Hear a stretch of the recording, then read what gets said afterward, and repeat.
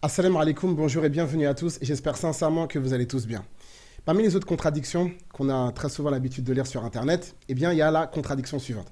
Allah nous dit dans la sourate 2, verset numéro 34, Wa idh qulna lil malaikati isjudu li Adama fasajadu illa iblis aba wastakbara wa kana minal kafirin.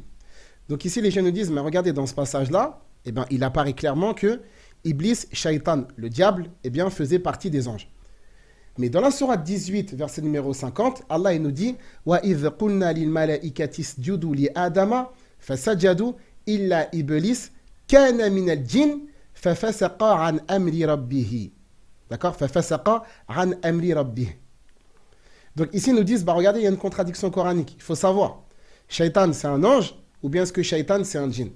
Alors, comment on explique ça? C'est très simple, c'est très rapide. Dans la sourate 2, verset numéro 34, lorsque Allah il dit que Wa idh qulna lil malaikati isjudu li Adama fasajadu illa iblis, ça ne veut pas dire que Iblis c'est un ange. Ça veut dire que Iblis en réalité il se trouvait parmi le groupe des anges. Et justement, par rapport à la présence de Iblis au paradis, eh ben, il y a eu plusieurs interprétations qui ont été données par les érudits chez nous.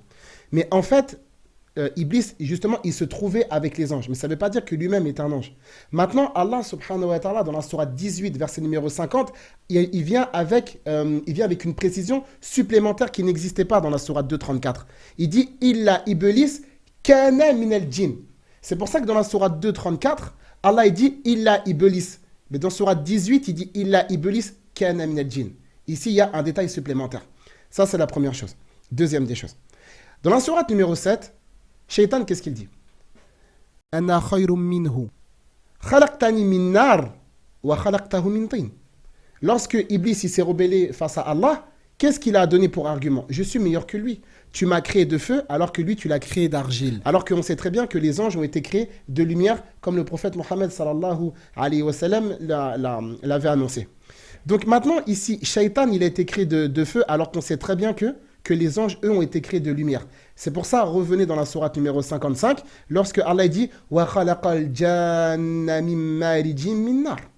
Et justement, ici, parmi les exégètes, il y a certains qui disent qu'il s'agit de Shaitan ici. Donc ça, c'était la deuxième des choses. La troisième des choses, les gens qui citent sourate 18, verset numéro 50. Le verset, en fait, il faut le citer en entier. Pourquoi? Parce que Allah, il dit « Illa iblis kana min al-jinn fafasaqa an amri rabbihi ». Ici, fafasaqa, dans le sens qu'il est sorti de l'obéissance de son Seigneur. Donc, Shaitan, il a désobéi et il s'est rebellé. Alors qu'on sait pertinemment que les anges ne désobéissent jamais à Allah subhanahu wa ta'ala.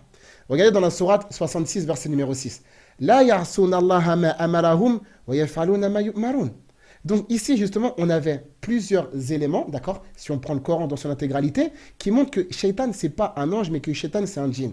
La première des choses, c'est le détail dont Allah parle dans la sourate 18, parce que Allah, il a précisé la nature d'Iblis, Shaitan. La deuxième des choses, c'est que Shaitan a été créé de feu alors que les anges ont été créés de lumière. Et la troisième des choses, c'est que Shaitan, il a désobéi, d'accord, donc comme le font les hommes et les djinns, alors qu'en vérité, les anges, eux, ne désobéissent jamais à Allah subhanahu wa ta'ala. Donc si Shaitan, ça avait été un ange, eh ben, il n'aurait pas désobéi à l'ordre d'Allah subhanahu wa ta'ala. Il y a encore d'autres éléments à rapporter, peut-être qu'on les apportera dans une vidéo future, Inch'Allah. En tout cas, j'espère que ça aura été suffisant pour répondre à cette fausse contradiction coranique. Donc j'espère que cette vidéo vous aura été utile, profitable et bénéfique. Barakallahu fikum, wa salam alaikum.